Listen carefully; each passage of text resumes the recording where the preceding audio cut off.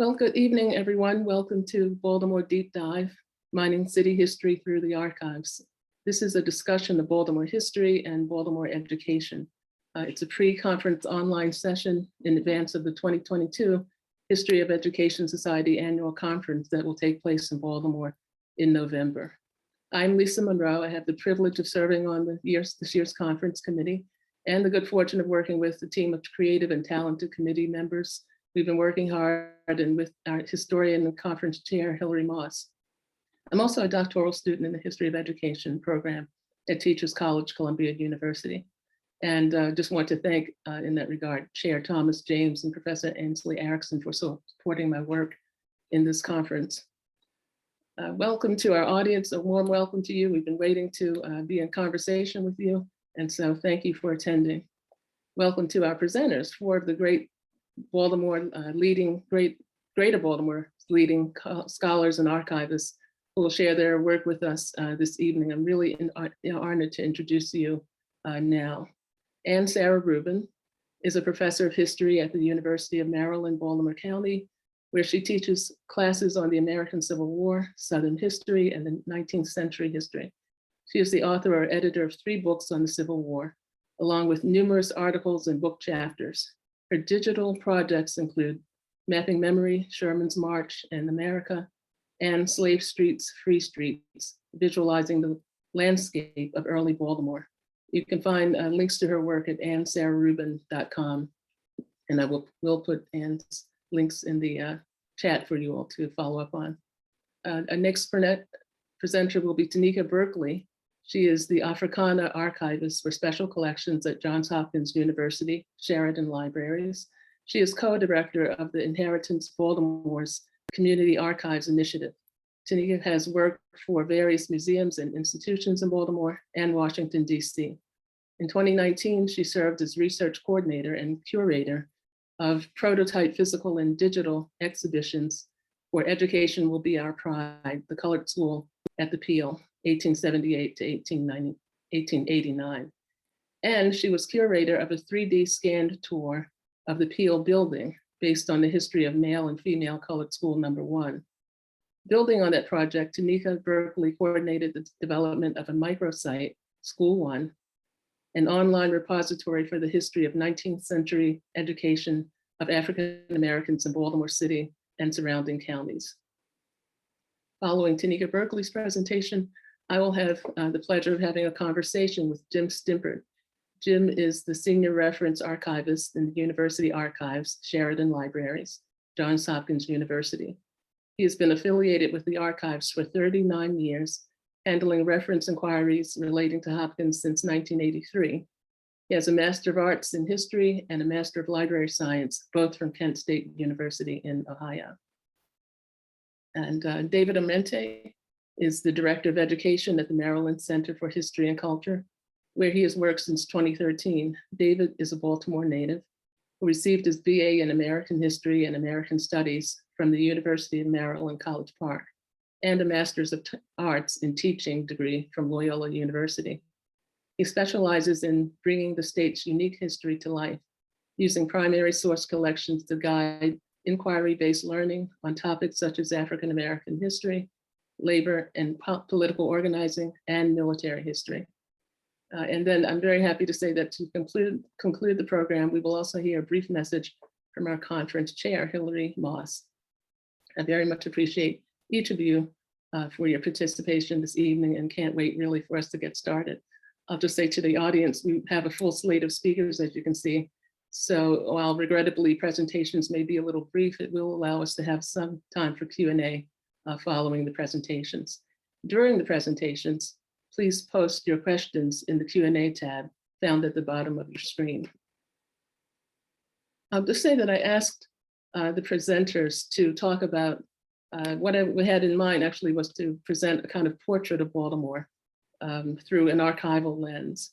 And I said an archival lens because I had a wonderful education in Baltimore City public schools and found that studying history was not only instructive, but constructive in helping me think about how to be a good citizen, how to relate to this nation with its somewhat spotty past, particularly around race relations. And in that history, I'll just share, in that teaching, I'll just share that in my elementary school, I had an important experience. A teacher brought in her personal set of encyclopedias published by Johnson Publishing, the company that publishes Ebony magazine. And we were actually learning about Reconstruction, and she shared with us some images, the caricatures of Black congressmen, probably by Thomas Nast, sitting around disheveled, sometimes looking wild and maybe threatening altercation, just demeaning images.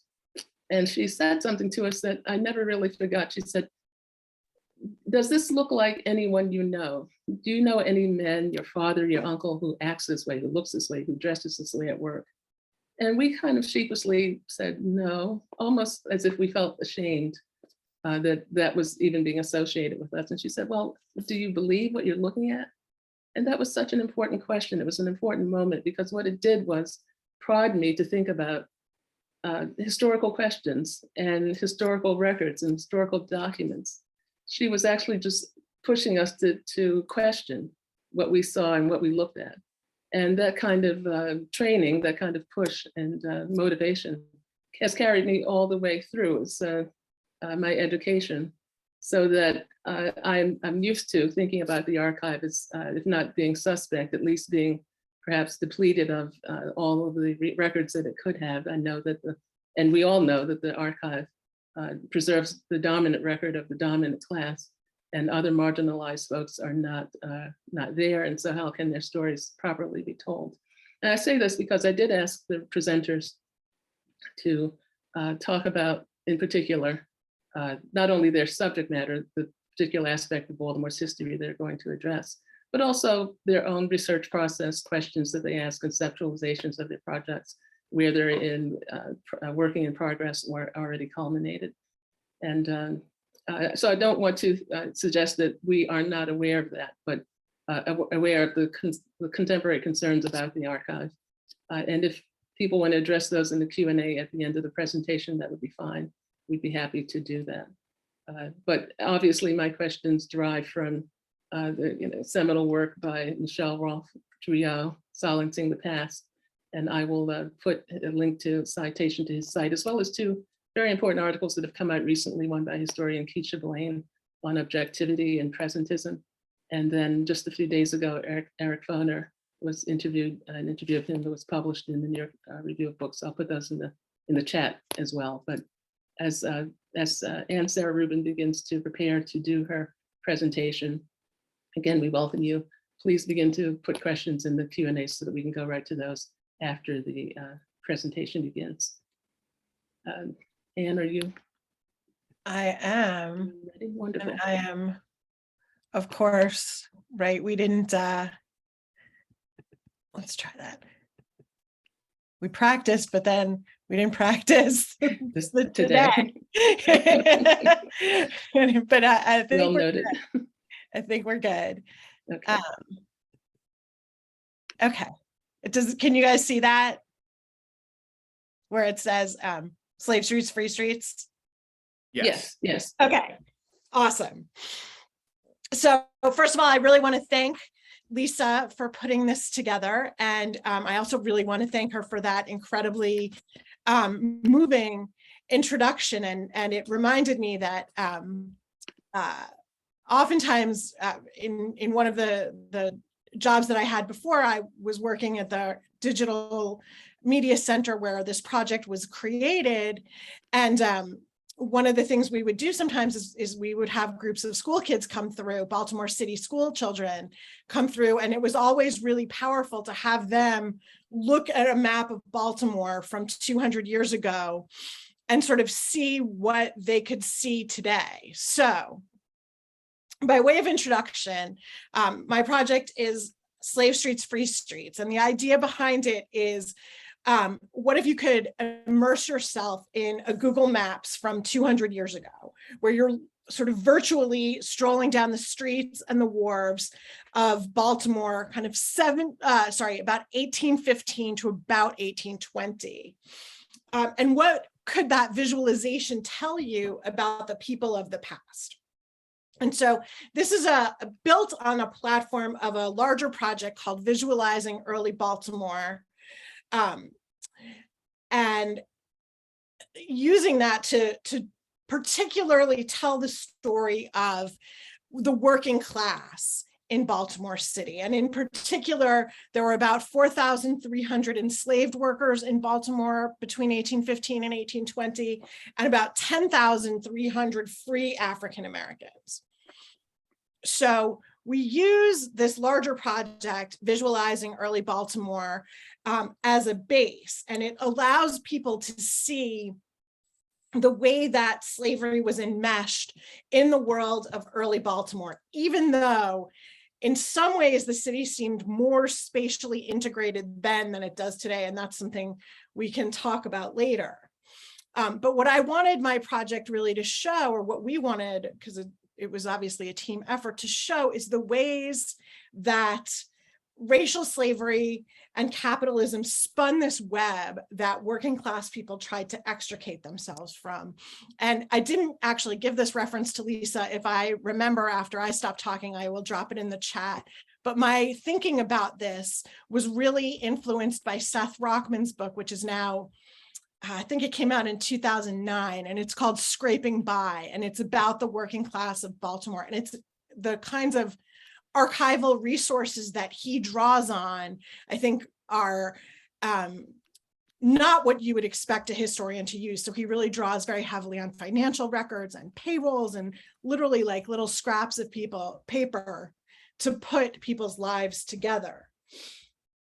And we're also trying to think with this larger project about how space and mapping can illuminate relationships of power and relationship, almost using mapping and place to tell a story.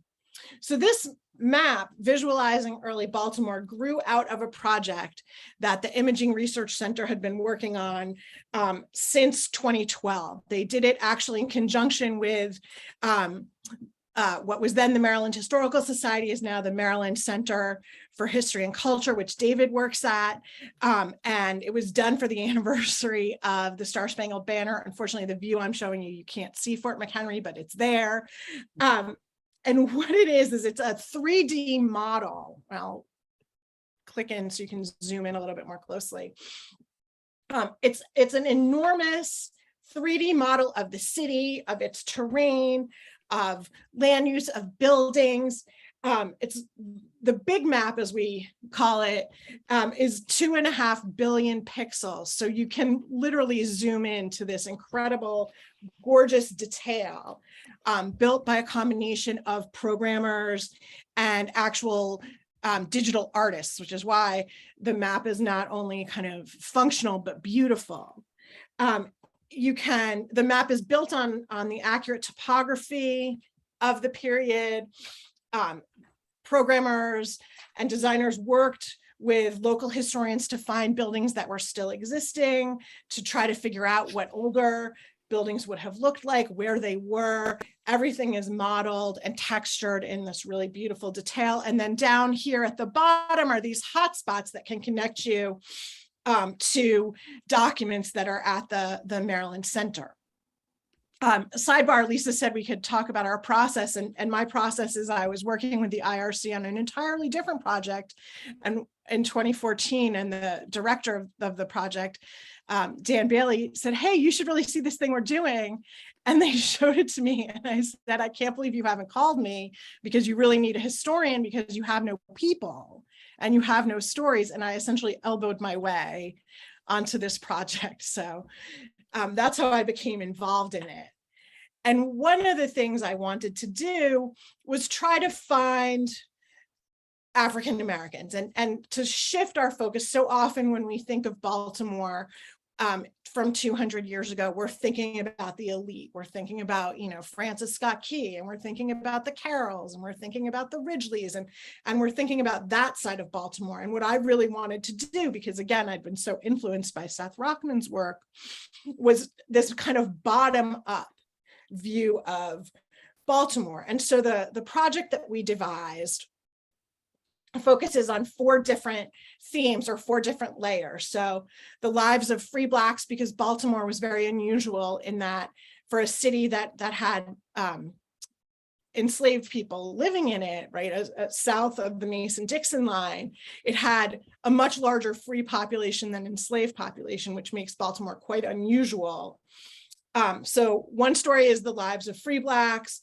We also wanted as much as possible to reconstruct the lives and the identities of Baltimore's enslaved workers. And we also wanted to look at the slave trade and where that was happening in the city of Baltimore. And I'll come back to that in a minute. And also fugitives. Enslaved people. Baltimore, again, is an unusual place in a way because people both ran to Baltimore from surrounding counties and even from Virginia, but also then ran from Baltimore and used Baltimore as a jumping off spot, because you could make it to freedom in Pennsylvania, for example. How we did this, the archive that we used to build this, was we drew on all kinds of records, many of which were digitized already, some of which we ourselves transcribed and put into lots and lots of Excel spreadsheets, things like city directories, tax records. The Baltimore City archives were invaluable in this for us, census records, newspapers, other kinds of historical documents. And so what we're trying to do is rediscover the people who actually lived there as any person we can put a name to, and then tie them by name to a specific address. And we can do that generally through city directories and through tax records. The census, of course, didn't put down people's addresses, and that's a whole other issue. And drawing from the newspapers, we can then identify locations of the slave trade. So for example, this illustration shows where enslaved people and free Blacks were living in Fells Point at the time. We had very good records for Fells Point. So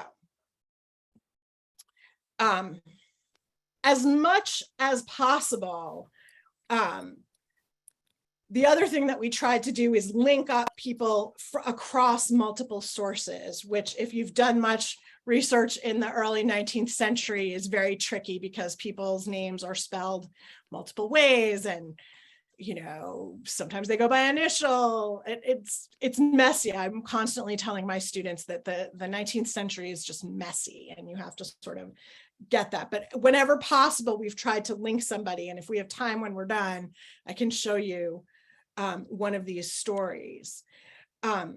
Free Blacks are most easily found by looking for them in the city directories and also in tax records. And we found about 600 or 700 free African Americans.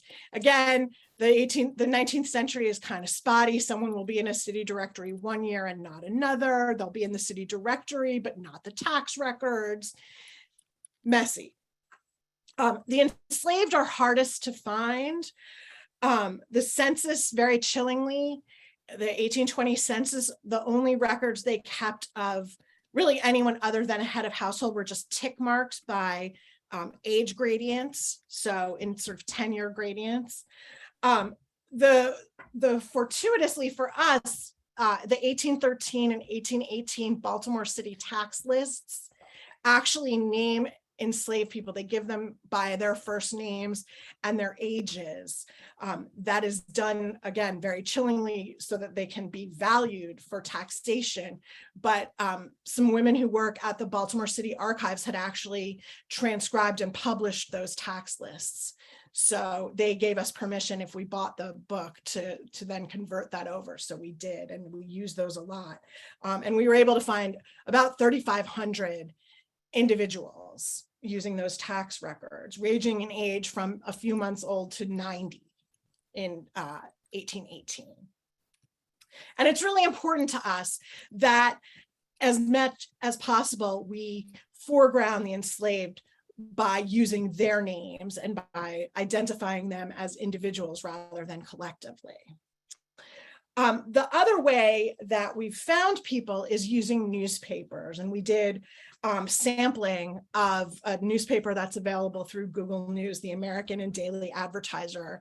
What we did was we just took the first issue of every month, and what we were able to find were lots of advertisements for fugitives, and then also advertisements for buying and selling and hiring out of enslaved workers. And so this is just a sampling. This is from pretty early on in our project, but showing all different sites that are associated with a fugitive, whether that's the person who lived there is placing an ad saying that someone has escaped from there, or in some cases, for example, I know that this is actually, because this is a story that we've fleshed out on our website, a brickyard that is owned by a free Black man whose brother ran away from Anne Arundel County. And the ad actually says, we think we know his brother has a brickyard in Baltimore, and we think that's where he is.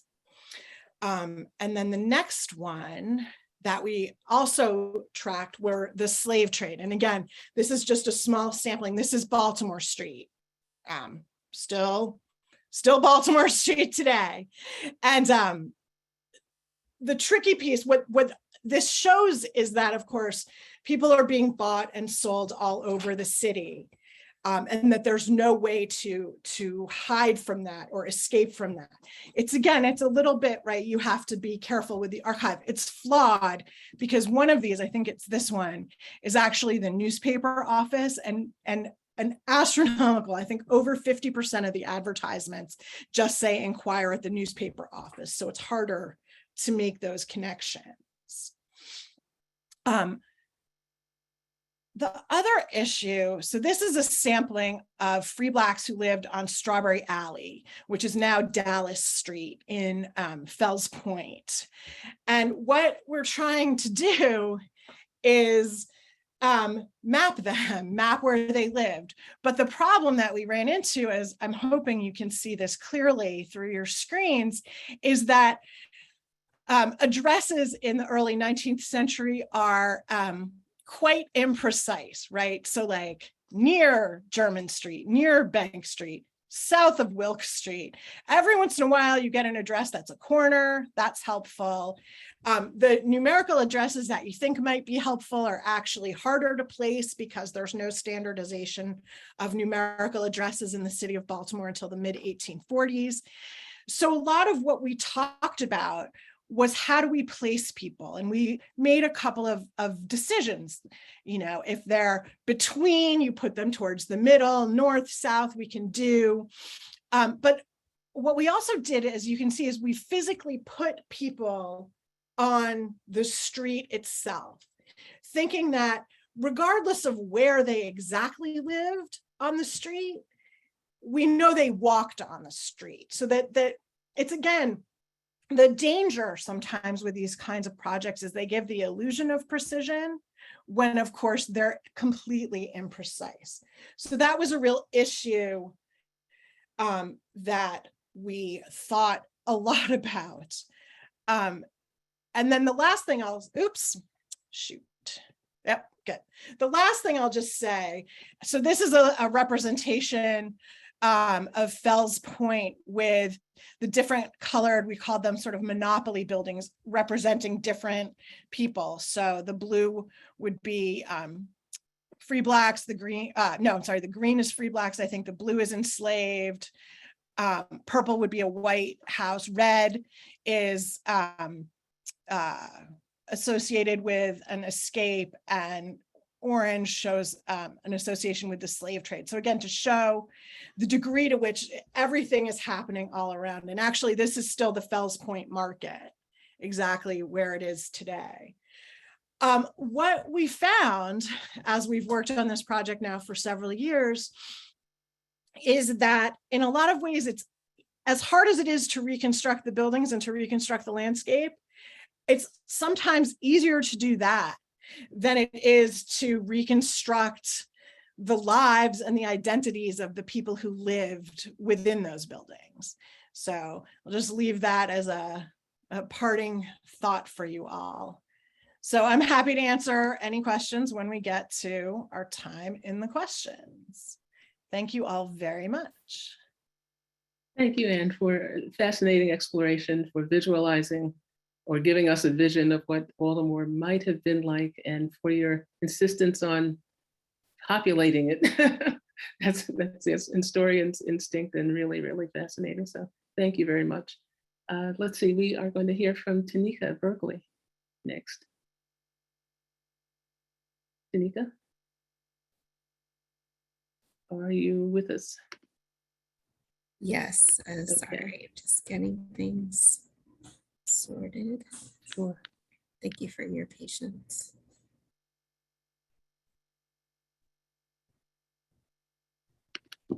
There are a number of links I dropped in to the Q&A, or to the chat, I'm sorry, to follow up on Anne's very rich presentation. And I will find, you mentioned Anne Sarah Rubin, I'll find that link and drop that in as well.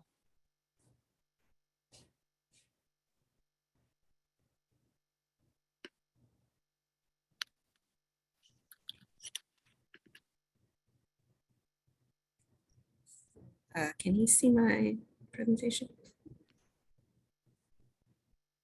Yes. Thank you.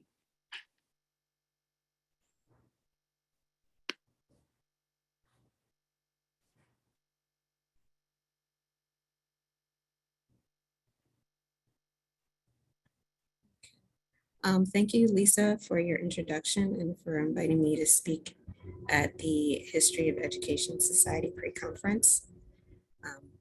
I'd like to start out by giving just a brief overview of the impact of the colored school at the through Baltimore City public schools, focusing primarily on the colored school system, and a few of the schools that occupied the space that now serves as the Peel Center, which is located on 225 Holiday Street in Baltimore. In the fall of 1867, Baltimore City Public Schools were open to African American students via the establishment of the colored school system.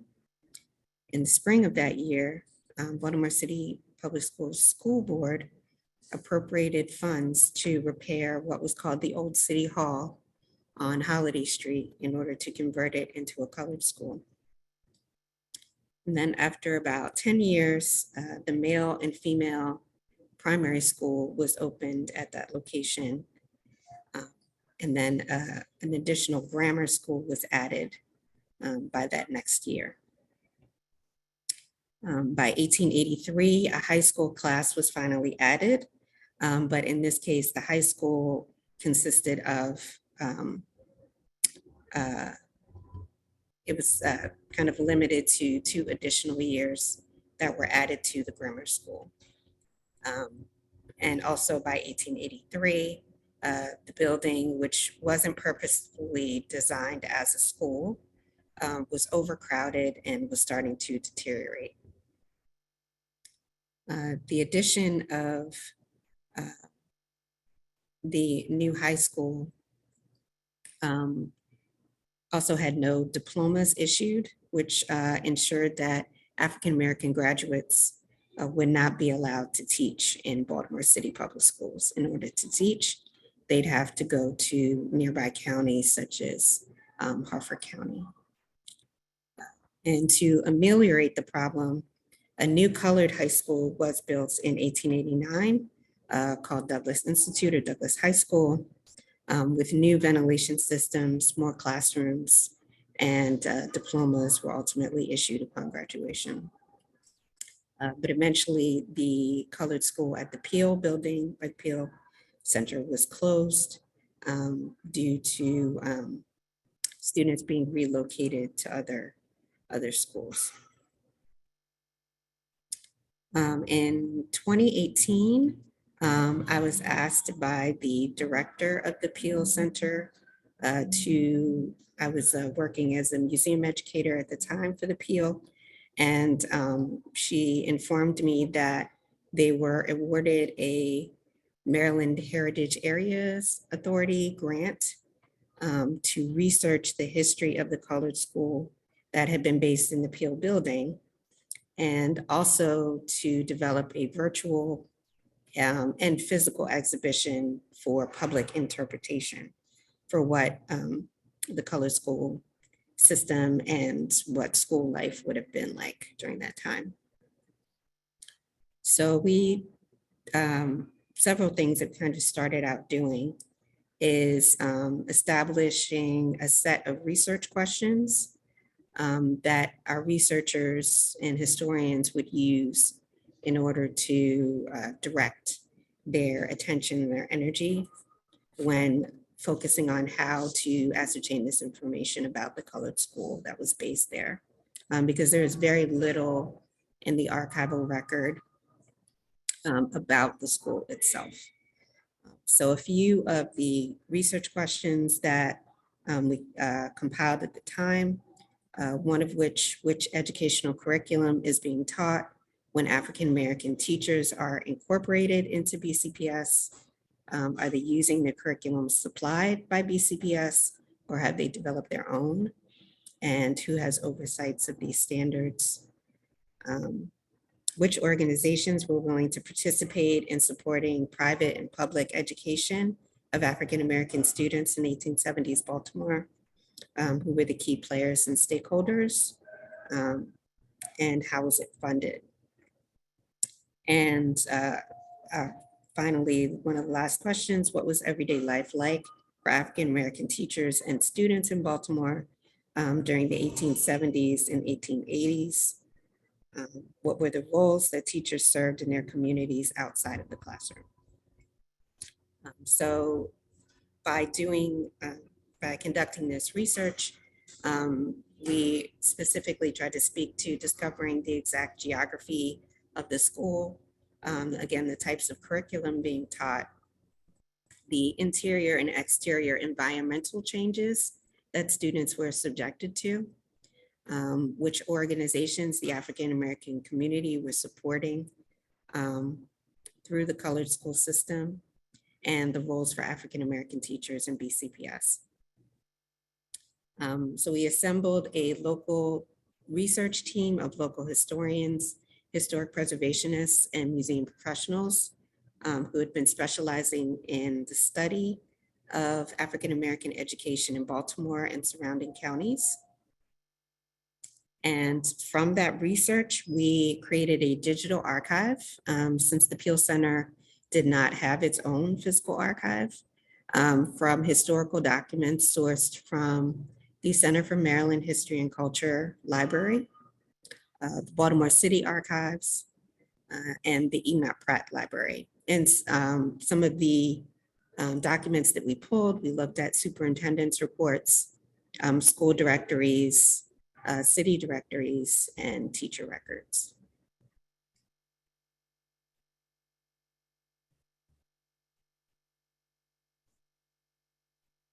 So taking a look at the organization for School 1, just to give a bit of an overview for what the website or microsite is about. From 1878 to 1889, the Peel was part of a new public school system being developed in Baltimore to provide free education for African Americans in the city. It was known as Male and Female Colored School Number 1. And the building was the site of the first grammar schools in Baltimore's colored school system, and the first high school available to people of color in the state of Maryland. The School 1 microsite is designed to serve as a resource for not only telling the history of the Male and Female Colored School Number 1 based at the Peel Center, but also to give historical context for the creation of the colored school system and make contemporary links to the civil rights experience of Black Baltimoreans and of the Baltimore City public school system. The microsite itself is divided into the following categories. It's a 19th century education in Baltimore profile compiled by Dr. Brian Morrison, a timeline of the colored school system in Baltimore City public schools, assembled by Dean Krimmel and Mary Ellen Hayworth. Additional resources on 19th century education in Maryland, compiled by Dr. Iris Barnes and myself. And then another page that focuses on African-American education in Baltimore City Public Schools today. In addition to utilizing the microsite for education, the Peel Center itself has a storytelling app called Be Here Baltimore. And this is a digital storytelling app which tags each story recorded to a geolocation around the city, creating a repository of community stories.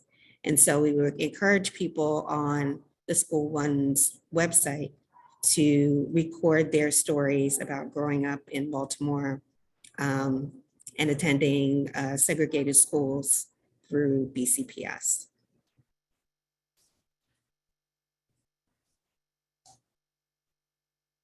And there were several curatorial and research extensions created just from the research on the colored school system at the Peel and through the School One microsite as well. I curated a prototype exhibition, Education Will Be Our Pride, the colored school at the Peel from 1878 to 89, which displayed several documents and ephemera from the colored school occupation at the Peel Center. And through that exhibition, we incorporated a digital AR exhibition using the Smartify app, which is actually currently in use at the Peel Center. So if you go and visit, you can still use that Smartify app with that exhibition. And then we were contacted by a group called Strikeware Collective, who had received a Ruby's grant in that particular year to create an exhibition using the colored school research. And their large exhibition that they opened at the Peel in 2019 was called Renovations, a story of edifice and ecclesiastical influences on 19th century African-American education. And through, I think Lisa has put the exhibition in the chat. So you'll be able to open it up and take a look at the interactives that they created through their exhibition. And in addition to the team, the Strikeware team creating the AR/VR displays, one of the members of the team, Molly Blendell, she did additional research on the 9 graduates who were the first group of graduates to graduate from Douglas High School, but who had attended male and female colored school number 1. And several of those graduates actually went on to become teachers for Baltimore City Public Schools. So for more information about School One, you can open up the link in order to learn more about male and female colored school number 1. And you can also visit the exhibition website for the renovation exhibit. Thank you so much for your time and attention. Thank you very much, Tonika. That exhibition is near and dear to my heart. I think my sister is also online, I might say, and we very much are interested in Baltimore education history. So thank you for the work that you did that thing there. Thank you for the microsite. And we look forward to talking more with you about it. Thank you. Okay. Let's see, our next presenter is actually going to be a conversation with me. I'll just say that one of my interests was, I said, in presenting a portrait of Baltimore. And as I've worked with several of the presenters over a few months, I only learned about the book that Michael Benson has written on Daniel Coit Gilman, who was the first president of Johns Hopkins University, and is credited with establishing graduate research, graduate research department at Hopkins, which began to proliferate through American university systems. So when I saw that book coming out, written by Michael Benson, who was a college professor, I thought we really need to talk to Jim Stimpert, because Michael Benson credits Jim Stimpert, who is, as you may recall, I noted, a archivist, a senior research archivist at Johns Hopkins University. He has 39 years of experience. And Michael Benson, the author of the Daniel Coit Gilman biography, noted that Jim Stimpert was extremely supportive and helpful in his work. I always read acknowledgments, I don't know about you, in books, and I see references to the work and influence and contributions that archivists make. But here was someone right in Baltimore at Johns Hopkins University who could talk to us, since we're talking about archival research and the like. And Jim was really open to coming on, and he said, if we can have a conversation, that'd be great. And so that's what we would like to have now. Let's see, where are you, Jim? Are you available to? Yep, I'm here. On your video? Okay, great. Yeah. Well, just wanted to be clear that we're talking to an archivist who has been a great contributor to this biography. Excuse me. And when we spoke, Jim, and I'll ask Daniel, who is our great webinar tech, if you can pull up, Daniel, the book cover of Daniel Coit Gilman while we make this first inquiry into his life. When you and I spoke, Jim, I asked you, what you thought about the project that Michael T. Benson brought to you and how that might have shaped the contributions, the influence you had on his work. And one thing you said about Michael Benson, you said he is a research archivist dream researcher. So you can get to that in a moment. But before we do, I'd like just the audience to understand who Daniel Coit Gilman was and why he is worthy of a biography and what his importance is to graduate education, as you explained to me a few weeks ago. Thanks, Lisa. Yeah, Gilman was the founding president of the Johns Hopkins University. And I always tell people that no single individual is more responsible for what Johns Hopkins University was and became and is today than Daniel Coit Gilman. He introduced the seminar method of instruction to this country in 1876.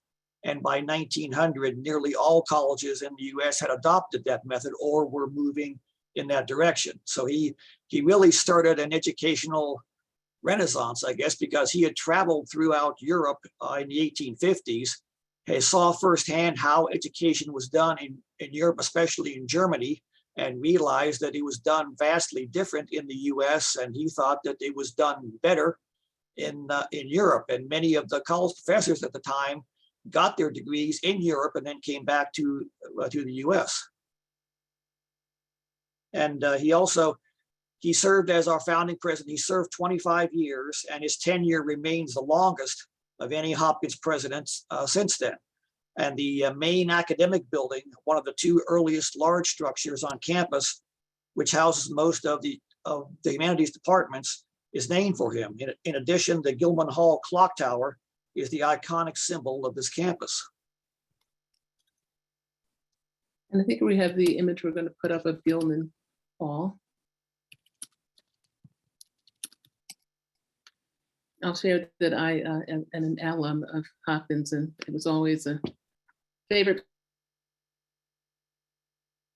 Yeah, this photograph dates from around the 1920s. It's actually a tinted lantern slide. It's black and white film that was hand tinted by people using very small brushes to add color to what was actually a black and white image. So it's one of my favorite images of the campus at the time. Show the 1920s era car, the two women walking in their 1920s era dresses.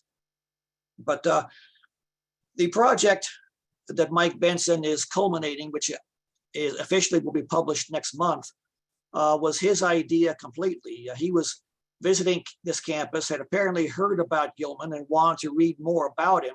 So he asked at the campus bookstore for a biography. A colleague of mine apparently was standing behind him when he asked this question. So she told him there was no current biography. The most recent biography was then Fabian Franklin's, which was published in 1910, just 2 years after Gilman's death. Mike did some preliminary research then came back several times for in-depth research. And on his first research visit, I talked to him about our background and how Gilman fit in, and gave him some pointers on how to do research in special collections materials, i.e. non-circulating materials that must be used in a monitored reading room. So as Lisa mentioned, as I told her, Mike turned out to be the kind of researcher archivists dream of. He knew what he wanted, wasn't afraid to ask about relevant sources if he couldn't find them, and he appreciated our efforts on his behalf.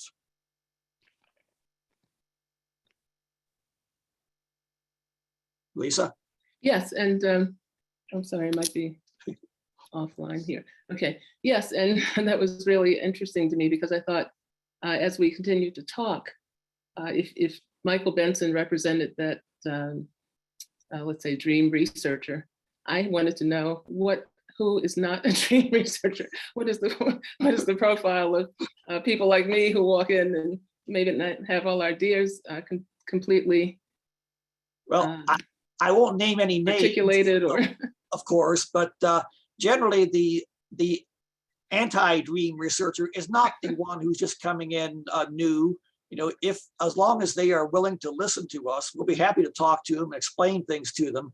I guess the antithesis of the dream researcher is someone who comes in, thinks he knows everything already and doesn't need to talk to anybody else, and thinks that everything ought to be brought to him immediately, and that we should just stand around catering to his or her every whim. And so that is, to me, I guess, the antithesis of the dream researcher. well, hopefully you are encountering, or have encountered over your 39 years, a whole bunch of people in the middle. Oh yeah, who are not either of those extremes. Sure, that's the case. You know, we don't expect people coming in to know everything about their topic. That's why they're coming to do some research.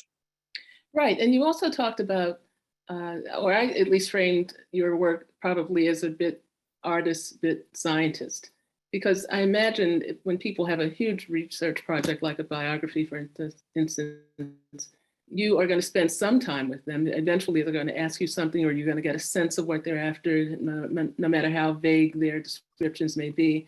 And I asked you, when do you determine that it's a good time to perhaps nudge them in a certain way, or subtly suggest other ideas they haven't thought about, other paths? Talk to us about that, please. It depends on the level of interest that I see when I'm either corresponding with or talking to them in the reading room. Sometimes all they're looking for are the answers to a few questions or a few simple facts, or are only interested in a narrow facet of a subject. But if it looks like they have a comprehensive or in-depth project, I will suggest other possible sources and then see how open they are to these ideas. You know, some researchers, again, believe they don't need any assistance, and if that's how they believe, I am not going to argue with them. We will produce what they ask for as quickly as we can and do what we can. But you know, there are those researchers who are there because, you know, they think they are the experts on a given topic, and no one can tell them anything, I guess. And that is of course the opposite of what Mike Benson was. He was open to suggestions, open to ideas, and that's one of the things that I guess made our relationship much easier, easier going than Right. say trying to stroke the ego of a major scholar who regarded himself as a major scholar and didn't want to be told otherwise. Well, you gave an illustration in the conversation we had about someone who ultimately produced, I believe this was a coffee table book you talked about, but you said she was very, very much into the project. It might have taken quite a while, but you also have some particular gifts, interests, hobbies that actually lent themselves well to her project once you all began to talk about it. Can you tell us about that book? Yeah, this was published in the year 2000 for our 125th anniversary. And it was intended as a sort of coffee table book, lavishly illustrated with photographs. But what she did was take themes appearing in Gilman's inaugural address given in 1876 and illustrate with text and photographs how those ideas were carried forward across divisions, across all campuses of the university, and show how the university evolved from 1876 to up until 2000. And Maine herself was a photographic historian, and she looked at our photographs quite extensively. And I've always enjoyed looking at our photograph collection myself. I've been through it many times over the years. And so, looking at photographs again, oh yeah, I remember that one, or photographs that illustrate something. I'm constantly seeing something new in a photograph. If I look at it again, maybe I've looked at 5 or 6 or more times already, but look at it again, I might see something else that I had never noticed before. So that's what makes it interesting for me, as well as producing the materials which the researcher needs and wants to facilitate the completion of their project. And in particular, because you have an interest in photography, I felt like you already had a kind of memory bank of what Hopkins holds. I mean, I think sometimes we don't understand how important it is to share with some concern or caution, but nonetheless share what our research projects are, because you all, especially with the number of years you spent, you know a lot of the material that's there and can bring out something that perhaps I only vaguely can think of, but you can actually identify and give me something if I'm open to it. How important is that relationship? Just understanding that. Yeah, research understanding that. I think it's very important, because in my time at Hopkins, I have become familiar with many of the collections, most of the most used collections, not every collection by any means, but there are things that I know, things that I have come across either in my own research or helping someone else. And someone asks me a question, and they say, "Can I see these records, these boxes, whatever?" And I'll say, "Sure, I'll make them available." And I said, "But you might also be interested in this. There might be a collection that they had not become aware of during their initial research, or is something that a collection that I know contains something which might bear on their topic, which they might not otherwise be aware of." So this is the kind of thing, again, that I will mention to the researcher, see if they're interested. If they're not, okay, fine, we're good. But usually, they will say, "Oh yeah, I'd definitely like to see that if it bears on my research." I'm always interested in seeing additional material that beyond what I know of, what I found myself. So finding aids which we have online are great. They can do a lot, but they can't go all the way, because we cannot do any item level cataloging. So what someone sees in a finding aid is going to be basically a list of folder titles. And with the staffing that we have, the time available, that's really the best we can do in that situation. That's really helpful. Another thing that was helpful in our conversation was you talked about the sort of the uninitiated researcher who comes to Hopkins and says, "I'm ready to do my work," perhaps without calling ahead or finding out what's available. Can you talk to us about some of the pitfalls of not being prepared or not really doing the research before we actually get to the research? Right. Yeah, most institution. While we don't require advance appointments, in effect, really we do, because nearly all of our holdings are housed off-site. And it takes a minimum of 24 hours to get boxes back on site to be used in our reading rooms. So if someone just walks in cold and say, "I'd like to see this collection, that collection, this box or that box," our first question is, "Well, have you contacted us previously?" No. And I've encountered researchers who have come from another continent and never said a word to us, showed up on our door, and then are disappointed when they can't begin their research right at that moment because there's nothing here for them. It's all still off-site. So it is very important for researchers to contact the archives in advance, not just to explore what materials might be available, but to make known to us their desire to see these materials, so that we can then start the process of getting them back from our offsite facility and then make them available. So if they will send us an email a week or two in advance, letting us know what they want, we can begin the conversation. We can make sure we have something on site that's ready for them to begin working on their first day. Otherwise, it's going to be day 2 at the earliest before we have anything for them to look at. And of course, most travel research junkets cost money, and time is money, and some people don't want to lose time or money in those experiences. Jim, are there other bits of wisdom, advice, recommendations that you can share with the audience? Well, I guess I would say you've seen it all, I'm sure.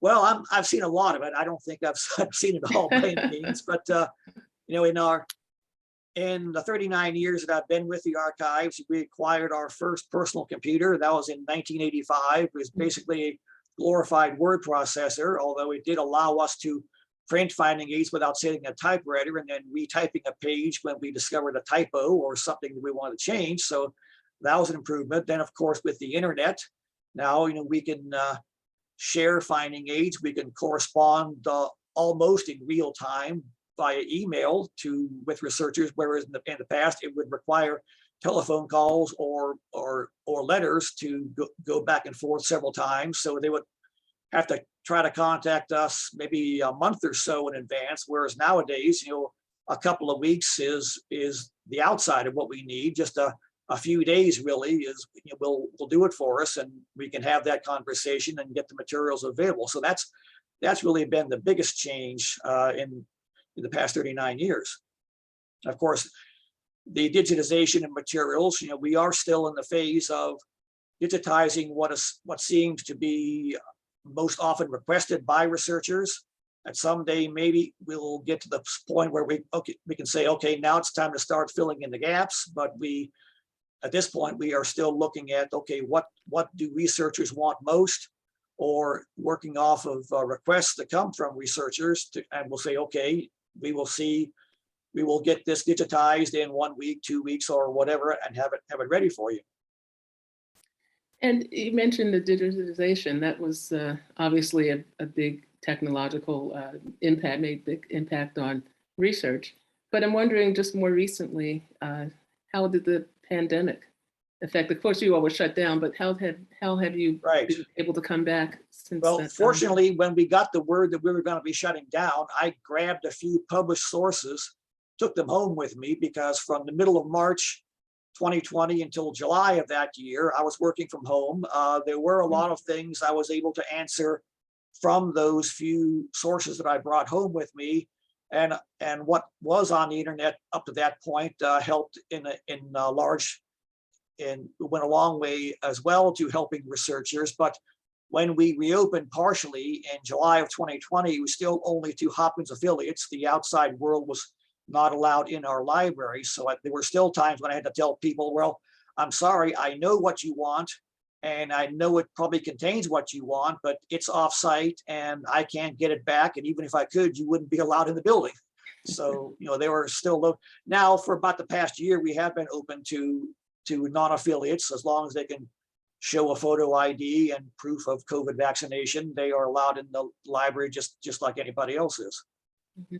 And just finally, looking forward, what do you see as new trends or new opportunities, or even some of the challenges that face archival research? Well, I guess the biggest thing I see is more materials being digitized, and that process, which over the years has become, the cost has gone down, the speed, the quality of the scanning has improved naturally as the hardware improves. So I really see, more and more digitization being done to make our paper records, which most of what we have is still paper records, make more of that available to the outside world, if not online, at least accessible. When someone contacts us, we can upload things to a file sharing server, send them a link, and they can access them that way if they're not already on our institutional repository. So that's really where I see things going. It's going to become cheaper. It's going to become faster,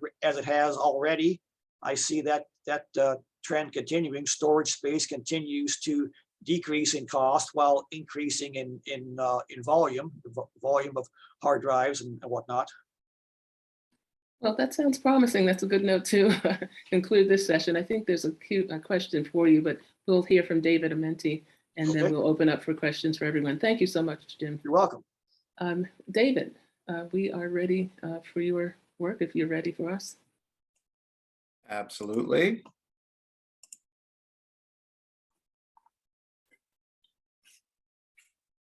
Good evening, everyone. And I realize always as the last presenter that it's tight on time, so I'll do my best. And I do apologize for the amount of text in my slides. I certainly will not read through every word, but welcome any comments or questions about it. I'm going to be talking today about segregation and integration in Baltimore schools, which I appreciate Tonika's presentation earlier. I'm going to kind of build on and take into the 20th century some of the topics that were being discussed earlier. And I'll also say that my background in this area is very personal, also as a Baltimore City Public Schools graduate and somebody who came from a household of two educators from BCPS. It's definitely been enlightening to come into the history field and learn more about what makes our town unique and special and pioneering within this field. So I'll get into that. It's been mentioned a few times earlier in presentations. The place that I work for is called the Maryland Center for History and Culture. And for those that aren't familiar, it had been known as the Maryland Historical Society up until September of 2020. And we're located in the Mount Vernon neighborhood, along with many other cultural institutions and sites of historical significance. But we have a research library as well as a museum, and I'll be talking about some of the resources that can be found in both of those. So just a bit about the historical context here of Maryland and Baltimore within the 20th century, especially, and how it relates to schools, but also more broadly about civil rights. This kind of gives an overview of what some of those factors were and what that meant for a place like Baltimore. But it was alluded to earlier, Baltimore is a place of contradictions. So whether it was in the 19th century having a large free African-American population, but also being a place where enslavement and the domestic slave trade thrived, we see similar kind of contradictory dynamics as we're coming into the 20th century in terms of pioneering civil rights activity in schools and education and other areas, but also particular restrictions that were pioneered and legal challenges that were pioneered to keep rights expansion from happening. And gentlemen like those that are in the picture here were some of the earliest that were organizing to combat some of that discrimination. Several of the individuals in the picture from the Harry S. Cummings collection here are some of the early civil rights leadership, lawyers, ministers, educators from Baltimore, including Reverend Harvey Johnson of Union Baptist Church, but several of those who really laid the groundwork for what we see in the push for rights and education in the 20th century. So again, Maryland kind of gets characterized in a unique way, whether it's in the 19th or 20th century, and even to an extent today, that up south characteristic here in Maryland of being a place that kind of represents both sides politically, considered a border state. And again, that would continue into the 20th century as we see some of the activism and push for expansion of rights at the same time as those are being restricted in pioneering ways in and around the city. So while that applied to public education, we also see that really manifesting in a bunch of different areas, including businesses, employment, and housing. And of course, as on a national level, but significantly on a local level, the NAACP were a major contributing factor to the organizing and the leadership. Baltimore's chapter of the NAACP would become one of the most well-populated as well as well-funded within the nation. and took a lot of cues from the national office, of which it had a great relationship. Also expanded out into the rural districts of the state and really established a network of local chapters. And again, while there was a focus on educational access, there were obviously a variety of issues that the NAACP was tackling here locally. Some of which you can see there, and a few of which I'll be digging into more deeply in my upcoming slides, including integration, segregation at the higher education level, as well as the K-12 level, and even how that impacted teachers specifically, whether in the segregated systems or even beyond when schools were integrated. So to give kind of a broad state context to this, and looking at some of the early challenges from a civil rights perspective, teacher salaries were a big issue in Baltimore City as well as the rural districts of the state. And we can see a comparison here pretty quickly, but there were several cases that were led by educators collaborating with the NAACP, specifically with Thurgood Marshall, who obviously went on to national prominence.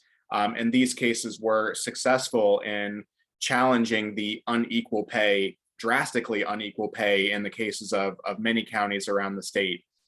So in the 1930s, this was one of those large statewide as well as local challenges that the NAACP would help lobby on the part of educators and on behalf of, you know, the overall issue of equal educational access. Kind of an interesting sidebar that I didn't want to ignore in this whole conversation. As you know, a lot of history in Baltimore is often looked at between the two predominant groups, African Americans and white Baltimoreans. There were, you know, middle grounds within that. And one of the more interesting things that's come up in my research, which I'd be happy to tell anybody more about at a later time, is the impact of small minority groups like Chinese and Chinese Americans that went to school in Baltimore.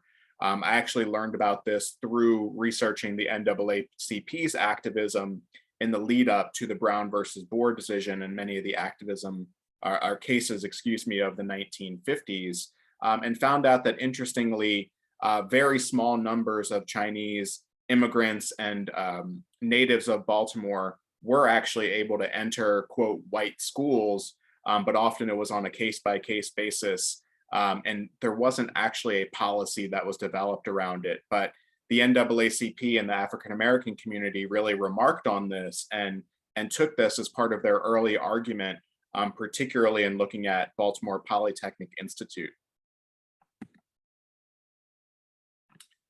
So I mentioned that we're looking at K-12 as well as higher education, and Thurgood Marshall is really the through line in a lot of these conversations around educational equity and access. So we have a lot to thank him for. He was a Baltimore native himself, having attended segregated schools, segregated colored schools in Baltimore. And furthermore, as he pursued his higher education, he was actually rejected from University of Maryland Law School simply on the basis of race, not qualifications, and was forced, but in a way could have been a silver lining that he ended up at Howard University, where he met his mentor and connections to the NAACP through Charles Hamilton Houston. What we see here in the Paul Henderson photograph is a collection of lawyers as well as plaintiffs, including Donald Gaines Murray, who in 1935, with Marshall and the NAACP's support, had sued successfully to enter the University of Maryland Law School, as well as Esther McCready, the young lady who can be seen on the left, did the same for the nursing program at University of Maryland, again, with the support of Marshall, as well as Gaines Murray, who went on to become a lawyer and NAACP advocate in his own right after his professional education was over. And then getting into the K-12 realm and some of the the focus that the NAACP and other activists were looking toward. While some victories had already been gained in the 30s, 40s, early 50s with higher education, K-12 education was still drastically unequal. And this was recognized by advocates like Clarence Mitchell Jr., who worked alongside the NAACP and also went on to have major federal government appointments and accomplishments. But he remarked on the deliberate effort of the NAACP to attack that separate but equal doctrine that was used in the Plessy versus Ferguson case, that would be used by Thurgood Marshall and others to really challenge what was being provided, unequal educational access that was being provided. And you'll notice as I'm going through my slides too, that I'm leaning on certain types of primary source collections, particularly newspaper archives and oral histories. And I'll talk a little bit about the access to those, but I definitely want to give a nod to the Baltimore Afro-American newspaper, an amazing resource that still has an active presence and advocacy work in and around the Baltimore area. So as I mentioned, the basis for separate but equal lying in Plessy versus Ferguson was often what these lawyers and legal advocates were attacking.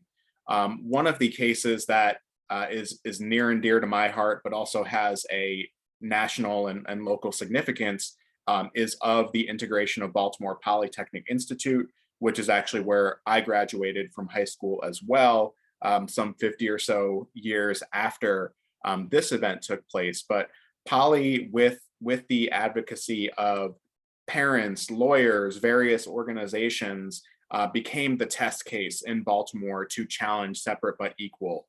Poly, as it was known, had a unique specialized engineering and science program that was not replicated in any of the colored schools. And in fact, the NAACP anticipated that the school board would say, oh, well, we can just create a program like that at Douglas. And Marshall was prepared for that and really hammered that point home that that's not going to be good enough. It's a gamble at best. And it's something that is not good enough when we're trying to guarantee this equal access under the Constitution.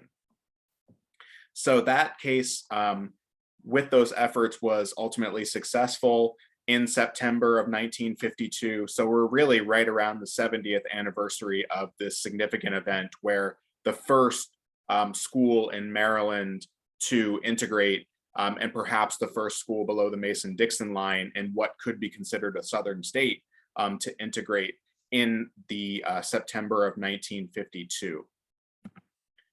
One of the students who entered in that first year was named Carl O. Clark, and his story is really fascinating and inspiring.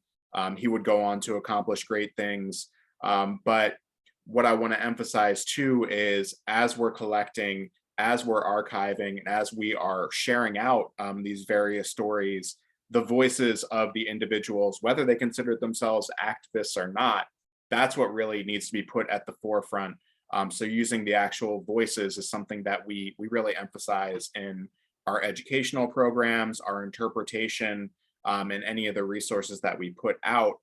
And Carl Clark here, you can see an excerpt of one of his quotes from an oral history interview, commenting on the preparations that were made in the lead up to integration at Poly, and how while they were certainly interacting and in the same classes in school, the idea of social integration is not something that many of these students were approaching in their everyday lives. But he, along with what we believe are 9 or 10 others, would enter Poly in September of 1952 and have a variety of experiences. But his is one of the main oral history interviews that we have access to, although several others of those former students have been documented.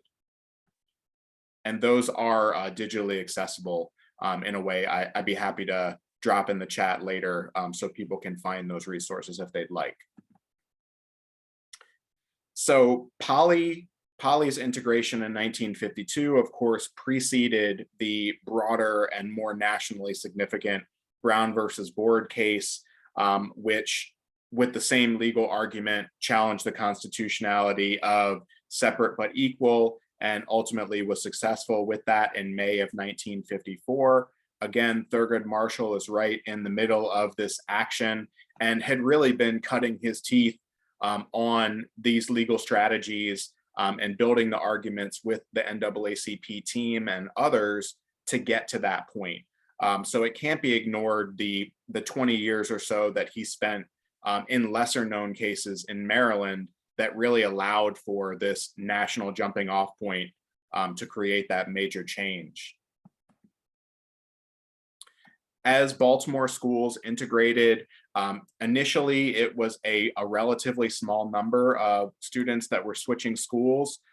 The vast majority of those individuals were African American students coming from formerly segregated color schools coming into some of what were formerly all white schools.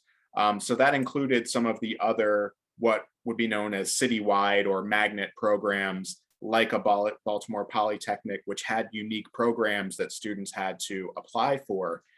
Eastern High School similarly would receive students after the Brown case in 1954, including Emily Price depicted here and giving at least some of her perspective, at least indirectly, through an article in the Baltimore Afro-American newspaper. Now, this is not to say that all of this was rosy and that it went over without major conflict. While there wasn't in each school, and certainly not at Poly, although there was protest, there was not major violent mob protest in the way that we might see in other cities or districts post Brown versus Board, but there were some notable examples in Baltimore. Southern High School, which is now known as Digital Harbor High School in Baltimore, was one of the most highly publicized and the one that actually did lead into violence and at the risk of becoming a large-scale riot situation, if not for the large police presence that was already there. So with the 36 Black students that were going to enter into the school, that was very aggressively disrupted by the white community and even anti-integrationists that came from out of town to really ratchet up the conflict that was already potentially going to happen in the community. So there were also protests at elementary schools and efforts from high school students, white high school students around the city to really drum up support for this anti-integration message. But really the police took a major active role in making sure that no large scale rioting and violence happened, although there were some of these limited instances. And I've alluded to oral history collections. We're really lucky at the center to have an amazing collection known as the McKeldin-Jackson Project of oral histories, many of which are now digitally accessible, the full audio as well as transcripts in many cases. And those have been digitized and made accessible, particularly through a Recordings at Risk grant. So that really provided the foundation for a lot of the resources and interpretation that we provide around these topics, and then more broadly, the civil rights movement in Maryland. So I definitely recommend folks checking those out through our website and the digital collections platform. One of the major outputs of this material that I also would recommend people come see, if they're in the area, is the Passion and Purpose exhibition, Voices of Maryland Civil Rights Activists. So that includes, again, those oral history perspectives and excerpts from folks that we saw represented here, including Carl Clark and others who really took that pioneering action in Baltimore and the surrounding area. So happy to share that out, as well as the primary sources themselves. And a few other resources there to kind of finish us off. for folks that want to learn more about this time period and some of those actions that I talked about. But I can leave it at that, as I know we've approached and surpassed our time, and I'll end there, and we can kick it back to Lisa to see if we have any questions that we can address. David, thank you so very much. There is such a rich history about education, and particularly on the legal front in Baltimore and Maryland more broadly. I don't know how many times I'm going to date myself this evening, but I had teachers in my elementary school tell me that they had to go to New York University and Teachers College, where I am, in other schools, because they could not attend University of Maryland, College Park. And in fact, one of my teachers was the first cousin of Thurgood Marshall. And the year that he was appointed Supreme Court Justice, she was trying desperately to get him to come see us. But she, gave us a history, certainly, about his work in expanding education in Baltimore. So thank you very much for that. I have asked people to put any last minute questions. I shouldn't say last minute, we are going a little over, and I thank you for your indulgence. But to put any questions in the chat, I think I see one here. Jalen, do you see that? It reads, Douglas High School eventually occupied the same building as Western High School. Can you see that, David? Can you speak about how the housing surrounding integrated schools or white abandoned schools changed? And while you, I think that's directed to you. While you're answering that, I'm going to ask if Hillary Moss is still with us. I hope she is. If she'll be ready to come on in just a few moments after you. Sure, and there's actually a third tier, especially early on in the school systems. There were actually German language or German American schools. So it was very, interestingly, really a three-tiered system in Baltimore, and it would often go. And I know the Peel Project probably could speak to this too. But like as mentioned, the school that became Douglas had been occupied by Western High School, which at that time was an all-white, all-female school. Even Booker T. Washington Middle School had been Western High School, even in the former iteration of it. So this kind of, as neighborhoods integrated and kind of changed demographically, that often would happen first, and then the moving of the school to another area, and then shifting to becoming a, quote, colored school within that segregated system was a very common dynamic that happened. And sometimes, again, it would go from white to German and then to African American, although those German schools were closed in the wake of World War I in most cases. So yes, that was a common dynamic, and Western and Douglas are a good example of it. That's interesting to know. I have family who attended Douglas, a cousin who went to Poly. My sister and I went to Western, and you went to Poly, so it's all in the family a little bit tonight. Great. Okay, we are going to ask Hillary Moss to speak to us in a moment, if we can get her on. Just a second. Hi, Lisa, I am here. You're here. Hello. Hey, I turned my camera on. I just wanted to say thank you so much. When you first came up with this idea, I had no idea how fantastic this would be. I noticed we're recording, and so I hope that we'll have the opportunity to preserve this and share it with other participants. I think this was a wonderful job of doing what our committee hoped we would do, which is showcase the amazing history of education available in Baltimore and the surrounding area, and also provide HES members who might be thinking about attending the meeting real tangible advice from archivists about how to access and how to not interface with archivists when you visit Baltimore. So I just wanted to thank you all and hope that this provides an additional incentive for coming to Baltimore in November 2020. And Lisa, this was fantastic. Oh, well, thank you so much. And I affirm what you were saying. We had great presenters, and I thank them again, each of you, Anne Sarah Rubin, Tonika Berkley, Jim Stimpert, and David Armenti for your work and for your time this evening. So thanks everyone who tuned in. Thanks everyone who came, and I wish you all a happy semester, very productive semesters. Have a great night.